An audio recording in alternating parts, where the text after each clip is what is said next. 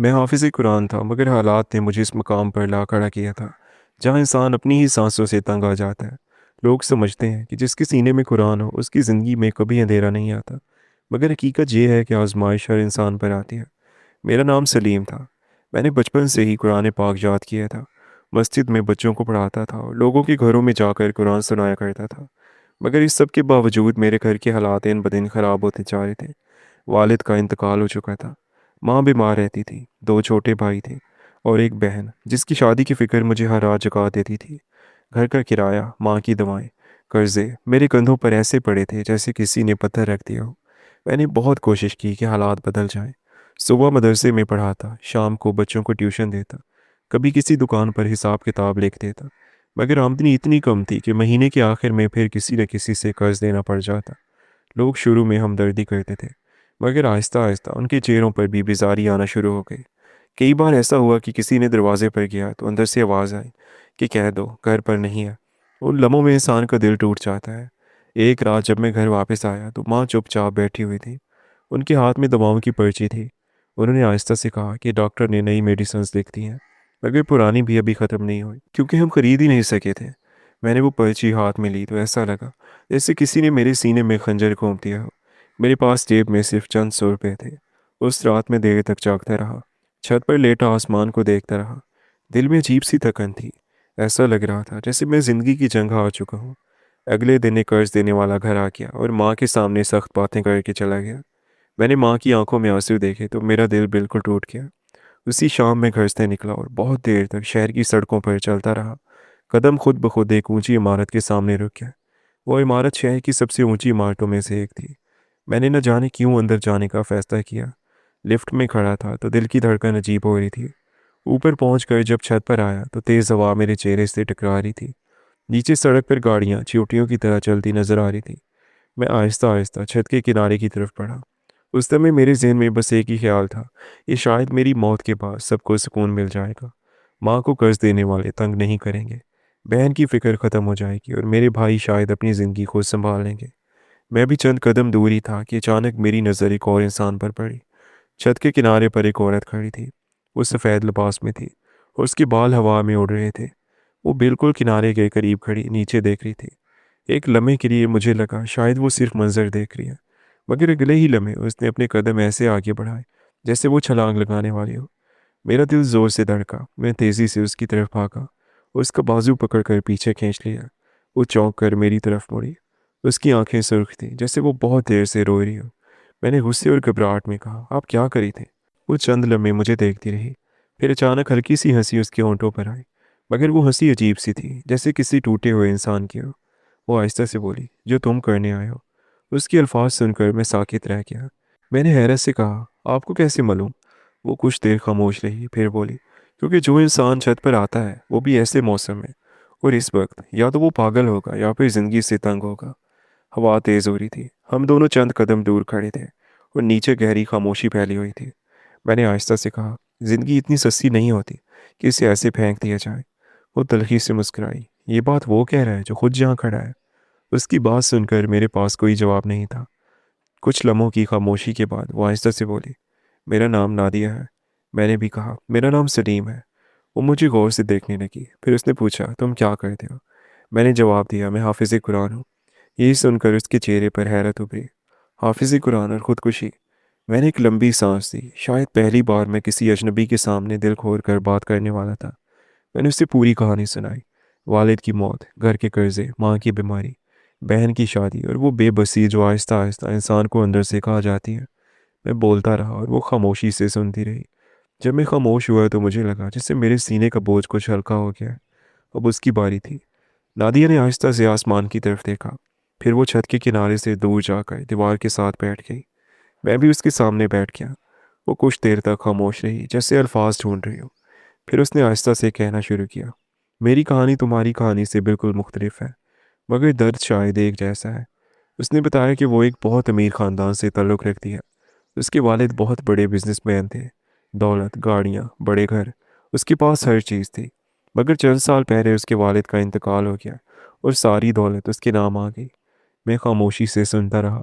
वो बोली, लोग समझते हैं कि जिसके पास पैसा होता है उसके पास सब कुछ होता है, मगर कभी कभी पैसा इंसान को और ज़्यादा तन्हा कर देता है। उसने बताया कि उसके वालिद के मरने के बाद उसके कई रिश्तेदार उसकी जायदाद के पीछे पड़ गए। कोई चाहता था कि वो उससे शादी करे, कोई चाहता था कि वो बिज़नेस में हिस्सा दे। जब उसने सबको इनकार किया तो उसकी ज़िंदगी बदलने लगी। वो अचानक रुक गई, उसकी आंखों में खौफ सा आ गया। मैंने पूछा क्या हुआ? वो आहिस्ता से बोली, मुझे नहीं मालूम, तुम यकीन करोगे भी या नहीं, मगर मुझे लगता है किसी ने मुझ पर काला जादू कर दिया है। मैं चौंक गया। वो बोलती रही। फिर मुझे लगा शायद मैं बीमार हूँ, मगर डॉक्टर कहते हैं मैं बिल्कुल ठीक हूँ। मगर मेरे साथ अजीब सी चीज़ें होती हैं। कभी अचानक शदीद दर्द शुरू हो जाता है, कभी ऐसा लगता है कोई मेरे पीछे खड़ा है, कभी रात भर नींद नहीं आती, मुझे कहीं सुकून नहीं मिलता। हवा और तेज़ हो गई थी। नादिया की आवाज़ हल्की सी कांप रही थी। मैंने बहुत लोगों से इलाज करवाया, आमलों से भी, डॉक्टरों से भी, मगर कुछ ठीक नहीं हुआ। उसने मेरी तरफ देखा। आज मैं यहाँ इसलिए आई हूँ कि शायद मरने से ये सब खत्म हो जाए। मैं खामोश बैठा उसे देखता रहा। उस समय मुझे महसूस हुआ कि हम दोनों बिल्कुल मुख्तलिफ रास्तों से चलकर एक ही जगह पहुँचे थे। नाउमीदी की इस छत पर शायद अल्लाह ताला ने हमें इसीलिए यहाँ मिलाया था कि हम दोनों को ज़िंदगी की तरफ वापस मोड़ दे। अगले दिन नादिया ने मुझे अपने घर आने को कहा। उसने कहा था कि वो मुझे अपनी ज़िंदगी के बाकी हालात दिखाना चाहती है। शायद मैं कुछ समझ सकूं। मैं सुबह मस्जिद में फजर की नमाज़ पढ़ा कर उस पते पर पहुंच गया जो उसने दिया था। जब मैं वहां पहुंचा तो चंद लम्हों के लिए हैरान रह गया। वो वाकई किसी महल से कम नहीं था। ऊंची दीवारें, लोहे का बड़ा दरवाज़ा, अंदर खूबसूरत बाग और लंबी सी ड्राइववे। गेट पर खड़े मुहाफिज ने मेरा नाम पूछा और अंदर जाने दिया। मैं आहिस्ता आहिस्ता अंदर बढ़ा। बाहर की शान शौकत देखकर कोई सोच भी नहीं सकता था कि इस घर में रहने वाली औरत इतनी बेसुकून है कि अपनी जान देने जा रही थी। दरवाज़ा खुला और नादिया खुद सामने आ गई। आज उसके चेहरे पर कल के मुकाबले में कुछ सुकून था, मगर आंखों में वही थकन बाकी थी।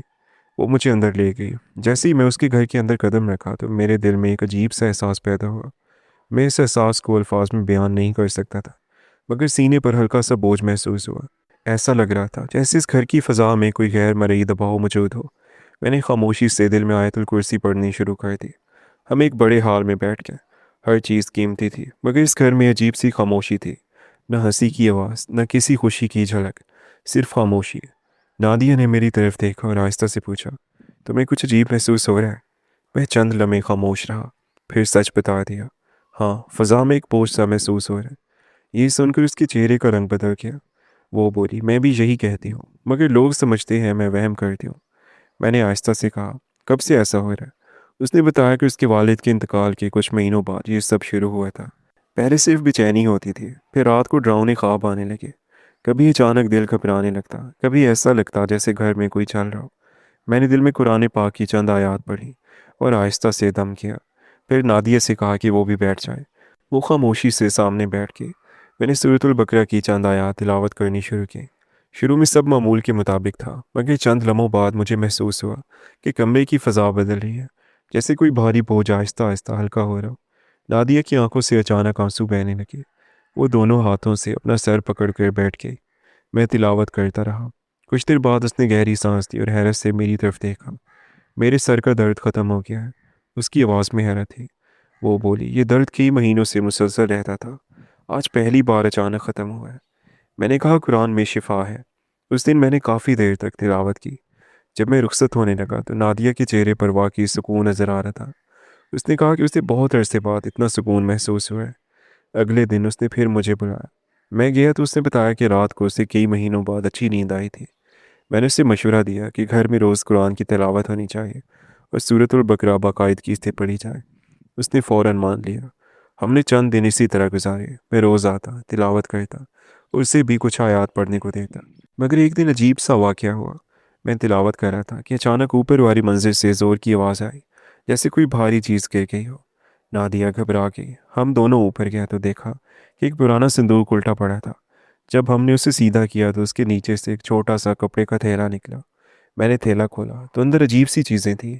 कुछ कागज़ जिन पर नाम लिखे थे, चंद सुइयाँ और बालों की लटें। मेरा दिल धड़क उठा। मैंने फ़ौरन आयतुल कुर्सी पढ़नी शुरू कर दी। नादिया खौफज़दा होकर बोली, ये क्या है? मैंने संजीदगी से कहा, ये वाकई जादू के आसार लग रहे हैं। उसके चेहरे का रंग उड़ गया। तो फिर वाकई किसी ने मेरे साथ। मैंने उसे तसल्ली दी, डरने की ज़रूरत नहीं है। अल्लाह ताला का कलाम हर चीज़ से ताकतवर है।